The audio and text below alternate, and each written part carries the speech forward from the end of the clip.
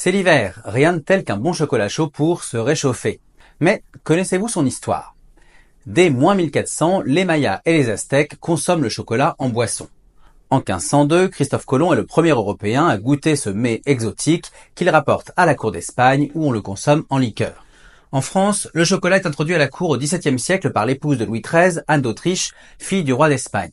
Plus tard, son fils Louis XIV épouse l'infante d'Espagne Marie-Thérèse, également adepte de boissons chocolatées. Elle va importer des fèves de Martinique par Bayonne, la capitale française du chocolat, et elle va lancer la mode du chocolat chaud à la cour de France, où on le sert tous les lundis, mercredis et jeudis. On dit alors qu'il aurait des vertus médicinales, digestives et dynamisantes. La favorite et seconde épouse du roi, Madame de Maintenon, va ensuite imposer le rituel du chocolat chaud servi dans une chocolatière et bu dans de grandes tasses dont le couvercle percé permet de glisser le moussoir avec lequel on va fouetter le breuvage pour le rendre mousseux. Louis XIV crée même la charge prisée de chocolatier du roi et une première boutique ouvre à Paris. En grand amateur, Louis XV, lui, va perfectionner l'art du chocolat chaud qu'il va faire lui-même.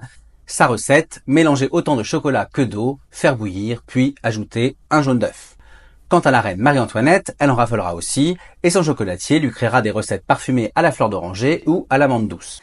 C'est finalement au XIXe siècle que le chocolat va se démocratiser avec l'essor de grandes manufactures, comme celle de la famille Meunier, qui invente la tablette en 1836.